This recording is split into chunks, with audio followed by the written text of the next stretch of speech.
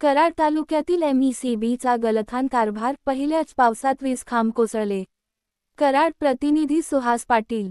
कराड तालुक्यात काही महिन्यांपूर्वी नवीन विद्युत वाहिनी सुरू करण्यासाठी MECB मार्फत 20 खांब उभारण्यात आले होते. यासाठी संबंधित कंत्राटदाराला काम देण्यात आले होते.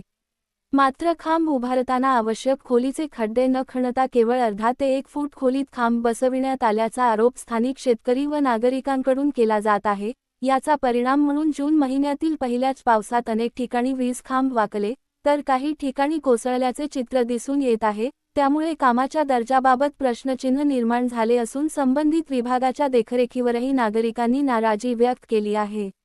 सामान्य नागरिकांकडून वीज बिल भरण्यास उशीर झाला तर तात्काळ वीजपुरवठा खंडित केला जातो. मात्र निकृष्ट दर्जाच्या कामामुळे झालेल्या या नुकसानीची जबाबदारी कोण घेणार, असा सवाल शेतकरी वर्गातून उपस्थित केला जात आहे. या प्रकरणाची चौकशी करून दोषी कंत्राटदार व संबंधित अधिकाऱ्यांवर कारवाई करण्यात यावी, तसेच झालेल्या नुकसानीची भरपाई त्यांच्याकडून वसूल करण्यात यावी, अशी मागणी परिसरातील शेतकरी व नागरिकांकडून करण्यात येत आहे.